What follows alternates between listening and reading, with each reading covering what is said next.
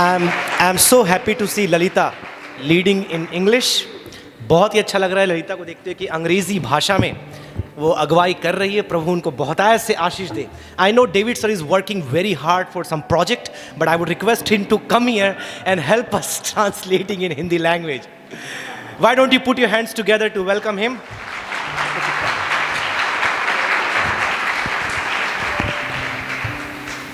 ये बहुत अच्छा लगता है देखकर कि जब हमारे हिंदी के विद्यार्थी भी यहाँ पर आकर अंग्रेज़ी में अगुवाई करते हैं. It's not easy right. कितनी भी आप तैयारी करो यहाँ आकर के तो आधा भूलना ही है. कितना भी आप लिख करके ले आओ, शब्द अक्षर कुछ दिखाई देंगे नहीं जब यहाँ खड़े हो गए आप. तो ये सब लाजमी हम समझते हैं, but yet we appreciate you that you put an effort to go extra mile and do best that you can.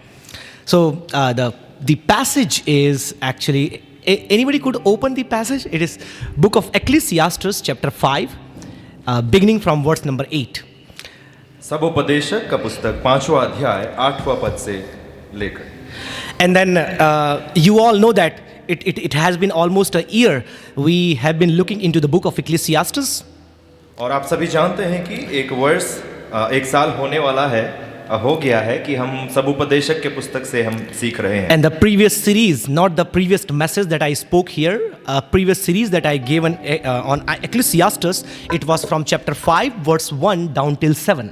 और पहला मतलब इससे पहले का संदेश नहीं, या इससे पहले का जो भाग, शास्त्र भाग से हम जो पढ़ रहे थे वो था सबोपदेशक 5वां अध्याय 1 से लेकर 7वां पद तक. And we learned from that very passage that how can we worship and honor God in our words.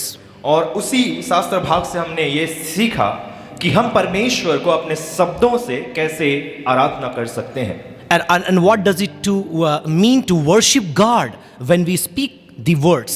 और हम शब्द जो बोलते हैं उसका अर्थ क्या है जब हम परमेश्वर की आराधना शब्दों के द्वारा करते हैं. And again you're gonna hear one more message down in this week from the same passage. और इसी शास्त्र भाग में इसी सप्ताह में फिर से एक और संदेश आप सुनने वाले हैं.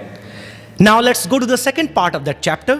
आइए इस अध्याय का दूसरे भाग में जाएं. Which is the second and the last part of that chapter. और दूसरा लास्ट भाग है या अंतिम भाग है इस अध्याय का. Which begins from verse number 8, which was read before you. और जो 8वां पद से शुरू होता है जो आपके सामने पढ़ा गया. And goes down till verse number 20. और 20वां पद तक ये जारी रहता है. Before we look into that, I would like to thank God for this wonderful opportunity that I am able to stand before you all with the living word of God to proclaim and expound. और इस संदेश में जाने से पहले मैं परमेश्वर पिता का धन्यवाद देना चाहूंगा जिन्होंने मुझे ये अवसर दिया है ताकि परमेश्वर के कलाम को आप सबके सामने विवरित या वर्णन कर सकूं. At the same time, I am thankful to our president, Dr. Matthew K. Thomas, and our matron, Mrs. Elizabeth Thomas, for their great encouragement and support and involvement that they have given us in this ministry, that we could stand alongside and serve the Lord in this campus. और मैं परमेश्वर का धन्यवाद के साथ साथ हमारे मुख्य पाशवान या अध्यापक और मैटर मैम को भी धन्यवाद देना चाहूंगा जो निरंतर हमें एनकरेज करते हैं और हमें सेवकाई में निरंतर आगे बढ़ाते हैं. And I'm also thankful to all our dear faculty, the co-workers, ministers, non-teaching staff, and all of you as students that you've been praying for us and supporting us in a different ways. और उनके साथ साथ यहाँ पे जितने भी सहकर्मी हैं जो हमारे साथ पढ़ाते हैं, शिक्षकगण हैं और जितने भी नॉन टीचिंग स्टाफ हैं और सारे जितने विद्यार्थी हैं, आप सभी हमारे लिए प्रार्थना करते हैं. आप सबका धन्यवाद. Hope this will make sense of us and help us to live more closer and intimate to God in this season. और मैं यही आशा करता हूं कि ये सारे चीजें कुल मिलाकर परमेश्वर की और घनिष्ठता में हमें आगे बढ़ाते लेकर जाएं. Talking about season, Reverend David has put on the jacket, so you know that the temperature has got down couple more degrees now. और मौसम की बात करते हुए आप मुझे देख सकते हैं कि मैंने जर्किन पहन रखा है, तो आप समझ सकते हैं कि टेम्परेचर थोड़ा गिर चुका है. I think at least 3 or 4 degrees down today than yesterday. और कल जो तापमान था उससे 3 या 4 गुना नीचे हो गया है. I like when it goes down. और मुझे पसंद है जब तापमान कम होती है. Proposition that I would like to expound from the same scripture is this: the exclusion of God and the love of money leads to meaninglessness. The exclusion of God and love of money leads to meaninglessness. परमेश्वर को अपने जीवन से अलग कर देना और धन से प्रीति रखना जीवन में निरर्थकता लेकर आता है.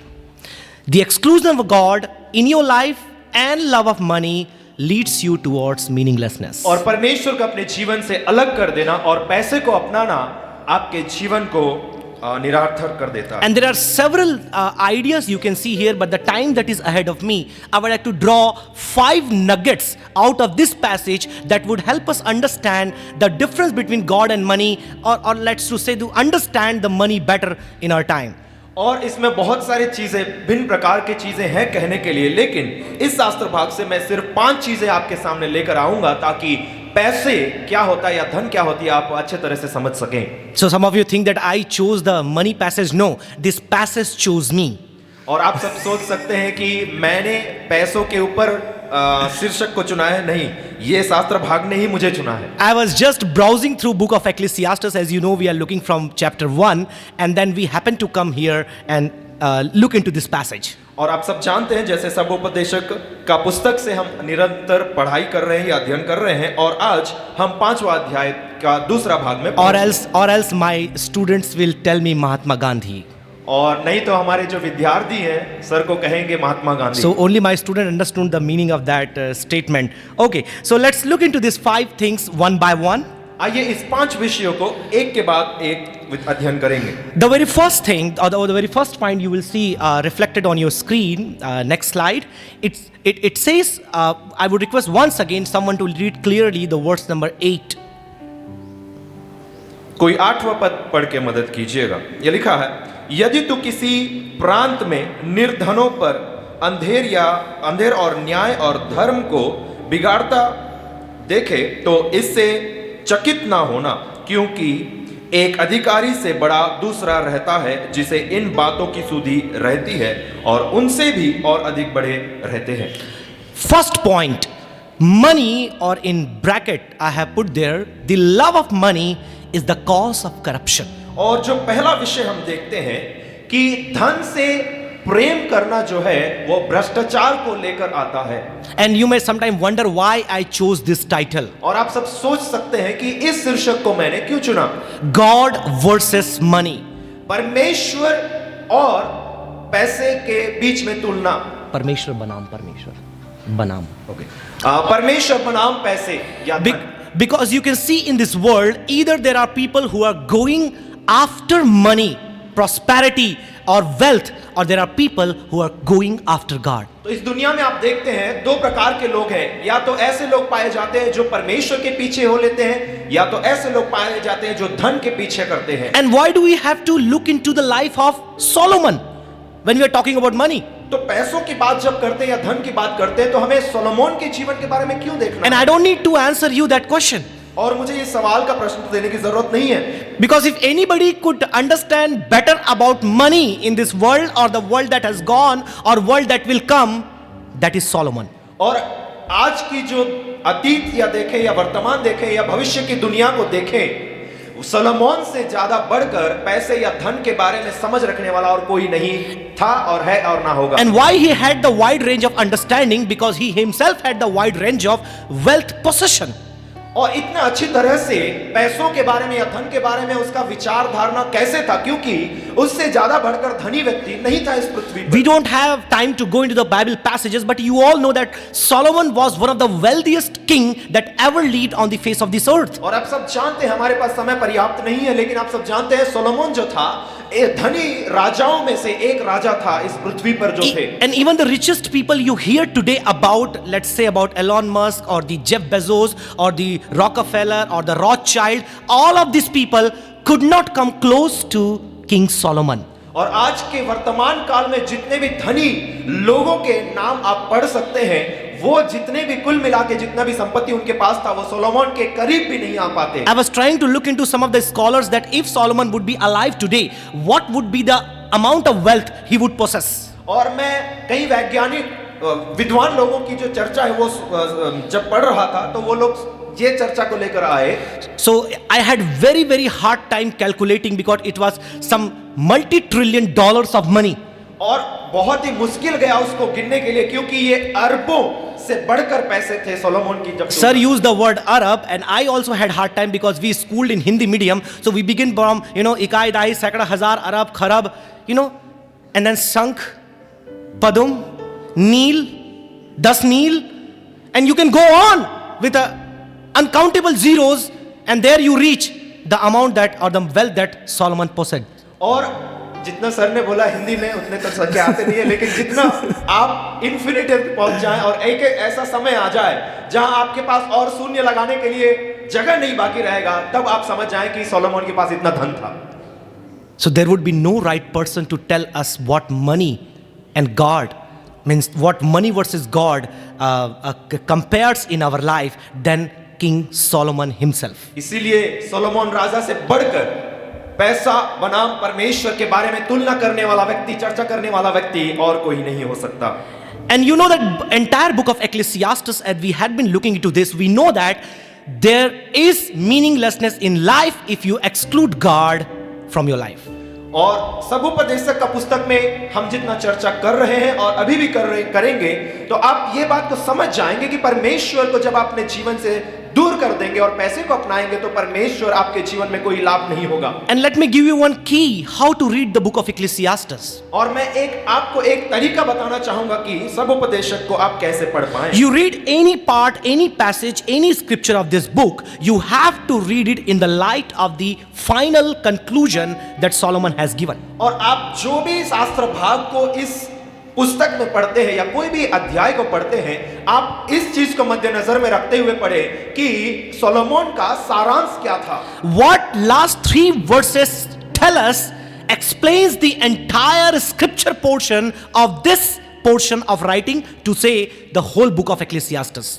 और 3 चीजें ऐसे हैं जिसको last 3 scriptures. लास्ट वाले जो 3 शास्त्र भाग है उसको पढ़ के हम समझ पाएंगे कि पूरा सब उपदेशक पुस्तक किस चीज के ऊपर टिका हुआ है. So he is not talking against money.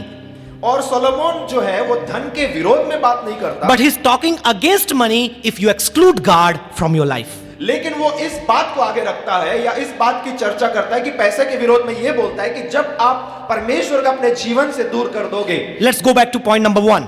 आइए वापस हम पहले विषय में आते हैं. One of the biggest problem today is the problem of corruption. और सबसे बड़ा समस्याओं में से एक समस्या है भ्रष्टाचार का समस्या. And India has fallen down in the corruption perception index.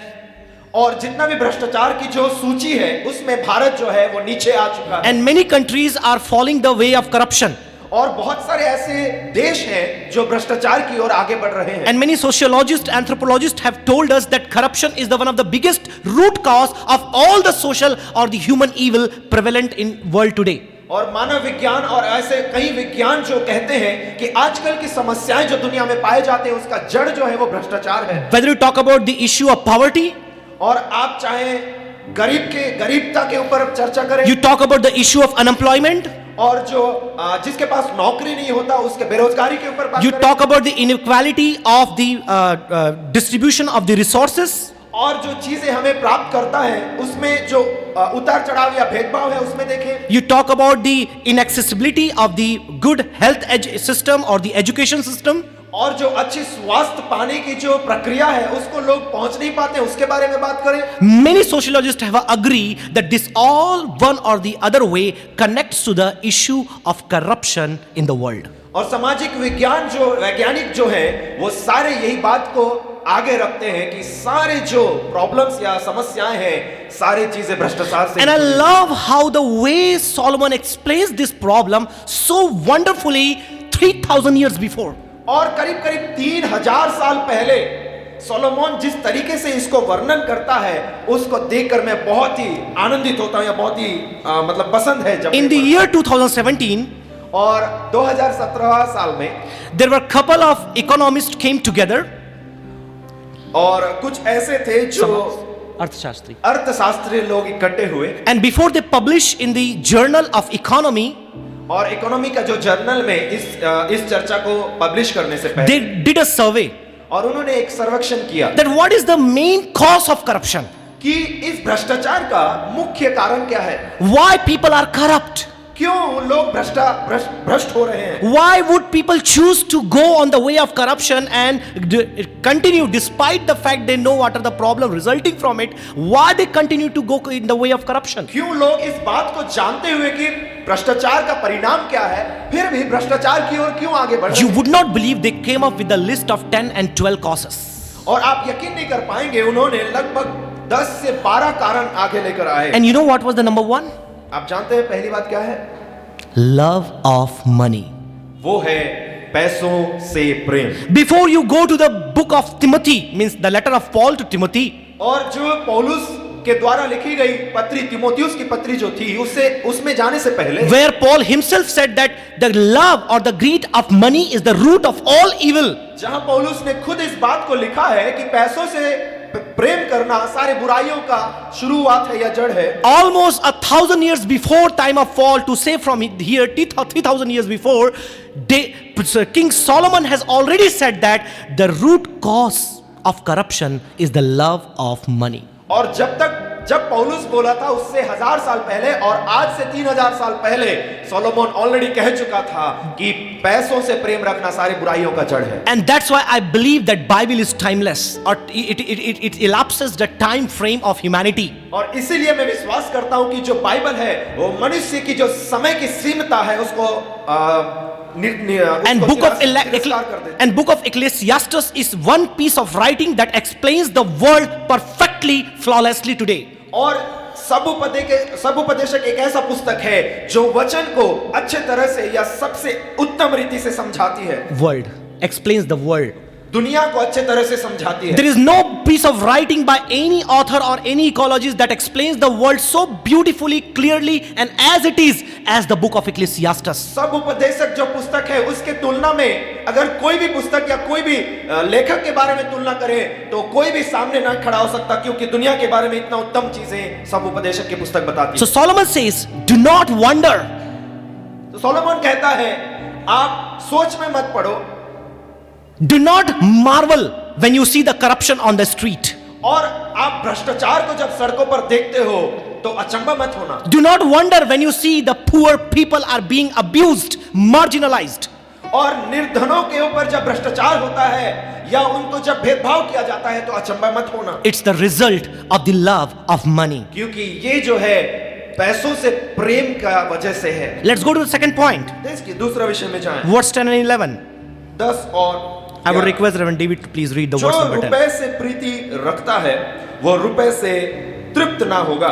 The point number 2, we don't have time to read all the passage. I would request you to read later on. Just take the nuggets that I want to keep before you.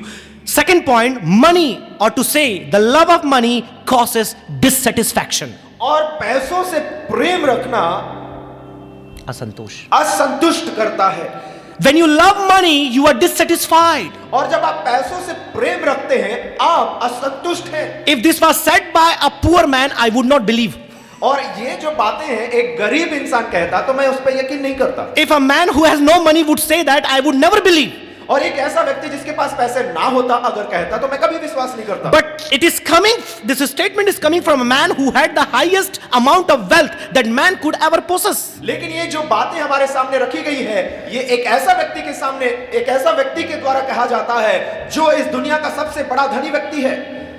And he says in the final part of that verse, this is also vanity. और इस वचन का आखिरी line में कहता है ये भी व्यर्थ है। This also is vanity. ये भी व्यर्थ है। When you run after money and when your whole goal of life is to seek after money, you become empty. और आप जब पैसों के पीछे दौड़ते हैं और पैसों को पाना ही आपका जब लक्ष्य हो जाता है आपका जीवन व्यर्थ है। I don't want to name that actor because I am preaching the word of God, but our whole generation, the youth, has spent watching his movies. और मैं उस अभिनेता का नाम तो लेना नहीं चाहूंगा क्योंकि हमारे जो पीढ़ी के जवान हैं उसी के चलचित्र को देखकर बड़े हुए हैं। And he was very famous character. और वो बहुत ही जाना पहचाना व्यक्ति था। Just I would give one hint, when he will come on the screen, he would be green color. जब सिर्फ मैं एक हिंट देना चाहूंगा कि जब भी वो स्क्रीन पर आते पर्दे पर आता है वो हरा रंग का होता था। And then he said this statement almost a decade before. 10 साल लगभग पहले He said that I wish that every human who is running after money would have had money that I have, so that they would realize that money means nothing. वो इस बात को कहता है कि मैं उम्मीद करता हूं या आशा रखता हूं कि जितना पैसे मेरे पास है, अगर लोग जो पैसों के पीछे दौड़ रहे हैं वो पा लेते तो उनको समझ आ जाता कि पैसे पाना व्यर्थ है. They said that how meaningless it is in life to possess a lot of wealth and be empty from inside. वो ये बात को आगे रखता है कि लोग जब पैसे पा लेंगे तो उनको समझ आ जाएगा कि पैसा पाना ही सब कुछ नहीं है या व्यर्थ है. That if you do not have a real pursuit in your life, the pursuit of absolute, the pursuit of divine, the pursuit of eternal, the pursuit of something that is immaterial, you would left to emptiness and meaninglessness, just as Solomon said. तो अगर आपका लक्ष्य इस चीज के ऊपर है जो अस्थायी है, तो आपका लक्ष्य जो है परमेश्वर की ओर या दैविक इच्छाओं की ओर या ऐसी चीजों की ओर जो कभी खत्म नहीं होता अगर है, तो आपके जीवन में कुछ मतलब है, नहीं तो आपका जीवन व्यर्थ है. If you are the lover of money, you would be dissatisfied. अगर आप पर पैसों के प्रेमी हैं तो आप असंतुष्ट हैं. Definitely you may attract money, you may earn money, आप पैसे कमा सकते हैं, you would attract money. आप पैसों को आकर्षित कर सकते Like हैं. many people today talk about the law of attraction. और आजकल लोग जो है आकर्षित की जो Law of attraction, आकर्षण का नियम. आकर्षण का नियम के ऊपर चर्चा And करते हैं. books after books have been written, and those books have been translated into 30-40 languages. So popular is the idea of the law of attraction. और इस विचार के ऊपर कई ऐसे पुस्तक लिखे गए हैं और उन पुस्तकों के 30 से 40 भाषाओं में अनुवाद भी किया गया है ताकि लोग उस पुस्तक के द्वारा सीख सके आकर्षित का नियम को. Definitely you may have money all that you want, और आप तो जितना पैसा आपको चाहिए आपके पास हो भी सकता है, but when somebody had it, go and ask how emptier they would feel from inside if they missed the goal of human existence. लेकिन जिसके पास जो पैसा आप इच्छा करते हैं है, अगर कोई ऐसा व्यक्ति है जिसके पास उतना पैसा हो, जाके आप उनसे पूछें तो वो बता सकता है कि पैसा ही हमारा मनुष्य का अस्तित्व का अर्थ नहीं. Therefore Saint Augustine ages before has said it, that our heart is restless unless it find rest in God. इसीलिए अगस्टिन उन्होंने ये कथन कहा कि हमारा जो अंतरात्मा है जब तक परमेश्वर में विश्राम ना पाए तब तक वो रेस्टलेस है. Is something that can satisfy you. It is the presence of God and the intimate relationship with God. ऐसा कुछ चीज है जो आपको विश्राम दिला सकता है, वो परमेश्वर की उपस्थिति है. Point number 3. तीसरा विषय, Verse number 12. 12वां वचन में, Yeah, help us. परिश्रम करने वाला चाहे थोड़ा खाए या बहुत तो भी उसकी नींद सुखदायी होती है, परंतु धनी का धन बढ़ने के कारण उसको नींद नहीं आती. Point number 3, money, or to say the love of money, causes anxiety and anger. और जो पैसों से प्रेम रखना उसका कारण है तनाव और क्रोध को उत्पन्न करना. If someone loves money, he would attract anxiety and anger. और अगर एक ऐसा व्यक्ति जो पैसों से धन से प्रेम रखता है वो अपने जीवन में तनाव और क्रोध को अपनाएगा. I would request to read verse number 12, 13 and 17 when you have time. अगर आपके पास समय है तो 12, 13 और 14 वचन पढ़िए. 17 वचन पढ़िए. 12, 13 and verse number 17. 12, 13 और 17वां पद को पढ़िए. You would see here Solomon is talking about a person who is lover of money. और आप पाएंगे यहाँ पर जब आप पढ़ेंगे सोलोमन एक ऐसा आदमी या एक ऐसा व्यक्ति के बारे में बात करता है जो पैसों का प्रेमी है, whose whole life focus is only on money. और उसका जीवन का जो मुख्य लक्ष्य है वो पैसे हैं. And even though if he earns or he is able to attain lot of money, और अगर वो पैसे प्राप्त भी कर लेता है, बहुत धन प्राप्त भी कर लेता है, he would be anxious. और वो तनाव से भरा रहेगा. He would be worrisome. और वो चिंतित रहेगा. Not only that, he would be an angry man. और उतना ही नहीं, वो क्रोधित व्यक्ति रहेगा. His heart and mind will be restless. और उसका जो मन है और उसका जो हृदय है वो विश्राम नहीं पाएगा. And those psychological disorder would convert into physiological disorder. और वो जो मानसिक तनाव है वो शारीरिक तनाव में परिवर्तित हो जाएगा. And numerous times we have heard from our president. और अनेक बार हमारे मुख्य पासवान से या अध्यापक से हमने सुना that he has so many friends और उनके पास अनेक मित्र हैं who have a lot of money, और जिनके पास बहुत धन है, but they would not get sleep in the night. और वो रात में अच्छी नींद नहीं They are not able to eat the 2 bread of slice of breads. और 2 टुकड़े रोटी शांति से नहीं खा पाते They are restless. क्योंकि वो शांति में नहीं है, They are peaceless. क्योंकि उनके जीवन में शांति नहीं There is है। a kind of pain and burning sensation in their heart that is not allowing them to take rest and enjoy life. और उनके जीवन में या उनके हृदय में एक ऐसी बेचैनी है जो उनको अच्छी नींद प्राप्त करने के लिए नहीं देती। I think some point of time Solomon may have had that experience. और मैं समझता हूं या सोचता हूं कि सोलोमन के जीवन में कहीं ना कहीं Because we इस समय को उसने know, अनुभव because we किया। know there were times where Solomon was away from God. क्योंकि कुछ समय ऐसा भी था सोलोमन के जीवन में कि वो परमेश्वर से दूर था He was driven far, far away from God. और परमेश्वर से वो दूर चला गया था। And one of those reasons, maybe you know, we always hear from the childhood that stay away from 3 things, triple G, 3G. और हम बचपन से सुनते आते हैं कि 3G से हमेशा दूर रहना, Right? Is the gold, girl, and glory. सोना, लड़की और महिमा। And then sometime you know boys would think that you know हम लोग कोई टारगेट करते बहनों का क्या? So there is another version of it. और उसका दूसरा भी एक वर्जन है बहनों के लिए, You know, so money, male, and majesty. पैसा, आदमी, पुरुष. पुरुष और हाँ। प्रभाव। Yeah, Gaurav. Right? Money, male, and majesty. और पैसा, पुरुष और प्रभाव। There are another way to say that you know finances, females, right, and fame. और धन, स्त्रियां और प्रभाव। Gaurav, right? Gaurav. So all of these things we have been hearing from our childhood, and then you know Solomon have had all of this. और ये 3 चीजें हम बचपन से सुनते आए हैं और सोलोमन के पास ये तीनों चीज थे। And if you look to Jesus and his teachings, many people would agree more than heaven and hell. और जब आप यीशु मसीह की जो शिक्षाओं के ऊपर ध्यान करेंगे, More than heaven and hell, faith and prayer. और यीशु मसीह स्वर्ग और नरक और प्रार्थना और विश्वास से बढ़कर He talked about money. उन्होंने पैसों के ऊपर बातें की। His out of 40 parables, 11 or 12 of them revolves around the concept of money.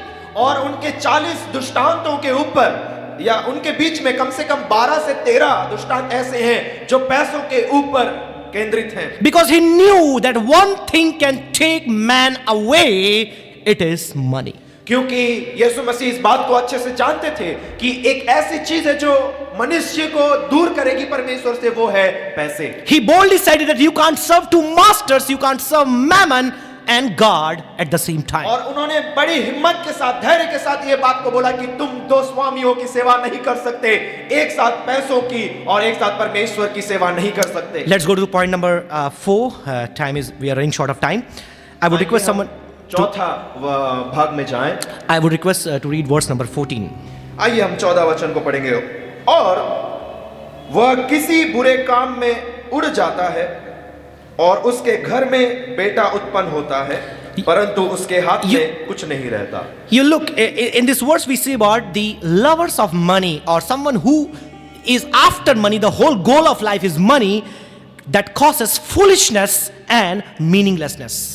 और आप एक ऐसा व्यक्ति को पूछेंगे जिसके पास बहुत सारा धन है, वो बोलेगा पैसों से प्रेम रखना ही बेवकूफी का और निरर्थक का कारण बनता है। That means the love of money leads to foolishness and meaninglessness. और आप जब पैसों से प्रेम रखते हैं, आपको जीवन का निरर्थक और बेवकूफी की ओर लेके चलता है। It talks about risky or bad ventures. और बहुत सारे ऐसे खतरों से भरा राहों के बारे में बात करता है। The NKJV use the word misfortune. और इसमें लिखा है But those riches perish through misfortune. और केजेवी में भी लिखा है कि उसके परंतु उसके हाथ में कुछ नहीं रहता।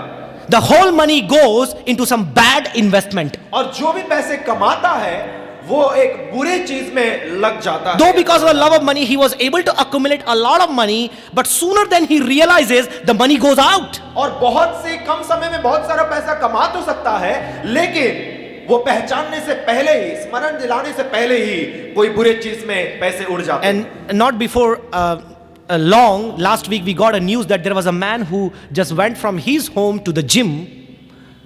A man traveled from his home to the gym. और कुछ ही समय पहले हमने एक खबर पढ़ा कि A week before. एक सप्ताह पहले ही खबर पढ़ा कि एक व्यक्ति अपने घर से जिम जाता है. And before he start driving his car, he just invested some money. और वो In the अपने stocks. वाहन को शुरू करने से पहले, कार को शुरू करने से पहले उसने कुछ पैसे इन्वेस्ट किया स्टॉक में. And then he goes to gym. और वो जिम जाता है. While the time he is sweating and burning his fat, और जब वो पसीना बहाता है और अपनी चर्बी को जलाता है, he burned 83 lakhs of rupees like this. उसने 83 लाख पैसे ऐसे ही उड़ गए उसके. Just as he burned his fat that very hour, he burned 83 lakh through a bad venture. और जैसे उसकी चर्बी उड़ी थोड़ी देर में पसीने के द्वारा, वैसे ही उसके लाखों रुपए कुछ सेकंड में उड़ गए. So the love of money causes you to go foolish in your decisions. और आप जब पैसों से प्रेम रखते हैं तो आप बेवकूफी से भरा निर्णय को लेने में मजबूर हो. Let's go to the last point, verse number 18. आइए आखिरी विषय में जाएंगे. Verse पद number 18. Yeah. सुन, जो भली बात मैंने देखी है, वरन जो उचित है, Yeah. वो ये है. Now listen to this one. This is the, like I should say, the key of the entire pericope. देखिए, आप ध्यान से सुनिएगा. ये जो है मुख्य वचन है इस पूरे संदेश का, वो ये कि मनुष्य खाए और पिए और अपने परिश्रम से जो वो धरती पर करता है, अपनी सारी आयु भर जो परमेश्वर ने उसे दी है, सुखी रहे, क्योंकि उसका भाग यही है. Money is a gift of God with joy and peace. और पैसा जो है वो परमेश्वर के द्वारा दिया गया एक वरदान है जो आनंद और शांति से आती है. Verse 19 says, I will read for you. 19वां वचन ऐसे लिखा है. As for every man to whom God has given riches and wealth, वरन हर एक मनुष्य जिसे परमेश्वर ने धन संपत्ति दी हो, and given him power to eat, और उसको ताकत दी हो खाने की, to receive his heritage, और उसकी जो परिश्रम और उसका जो भाग है उसको लेकर, and rejoice in his labor. और परिश्रम करते हुए आनंद करने की शक्ति भी दी हो. This is the gift of God. और ये परमेश्वर का वरदान. What a beautiful passage. कितना खूबसूरत. Solomon here is altogether not negating the importance or the essentials of money having in our life today. और पैसों को हमारे जीवन में रहने को तिरस्कृत नहीं करता Solomon. When he is talking God versus money, he is not neglecting the value of money in today's world. और जब वो इस बात को सामने रखता है, परमेश्वर बनाम पैसे, इस बात को वो तिरस्कृत नहीं करता कि पैसे हमारे जीवन में जरूरत नहीं है. Money is a powerful tool. और पैसा एक बहुत ही शक्तिशाली औजार है. One of my teachers used to say that, what is this, Nikhil? This is money, this is money, this is money, this is money. Everything that you have is actually money. और मेरे एक शिक्षक ने मुझे ये बताया कि ये जो आप कुछ भी दिख रहा है, ये भी पैसा, ये भी पैसा, ये भी पैसा है, सब कुछ पैसा ही है. But as a Christian, as a believer of Christ, our whole purpose and goal of life is not to chase after money. और एक विश्वासी होने के नाते, मसीह होने के नाते, हमारा जो लक्ष्य है जीवन का, वो पैसों के पीछे होना नहीं. For sure we need the money to survive. ये बात सही है, हमें जीने के लिए पैसे की आवश्यकता है. But the goal of life is not supposed to be money. और हमारा जीवन का लक्ष्य जो है वो पैसा नहीं है. That's what Jesus had said when the rich man came to him and he said to him, what I must do, master, to be saved.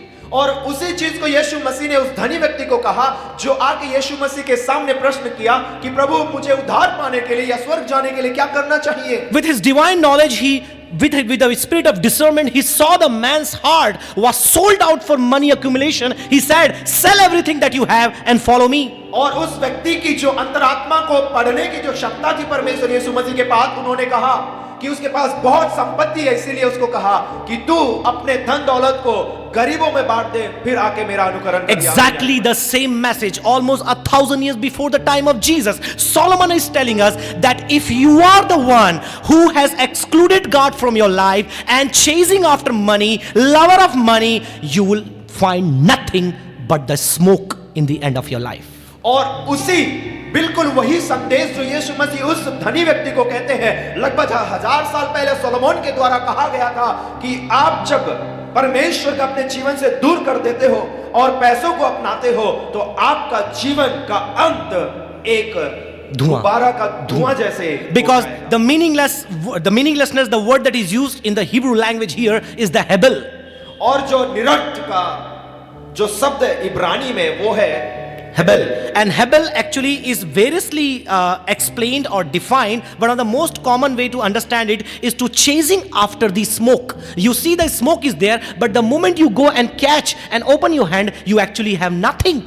और जो शब्द हेबेल है उसका अर्थ बहुत सारे रीति से परिभाषित किया जा सकता है, लेकिन उसका ज्यादातर इस शब्द को या इस अनुवाद में इस्तेमाल किया जाता है कि धुआं का पीछा करना। आपको धुआं दिखता है, लेकिन जब आपको लगता है कि कुछ है, लेकिन आप जब उसको पकड़ने की कोशिश करते हैं, आपको पता चलता है कि उसमें कुछ है ही Now नहीं। bringing it into our context. और उसको आज के हमारे संदर्भ में लाते हुए, Now so many ministers have came out to serve God, but the goal of their life is money accumulation. और अनेक ऐसे मिनिस्टर्स या परमेश्वर के दास लोग उठे सेवा करने के लिए, लेकिन उनका जीवन का लक्ष्य ये था पैसा कमाना।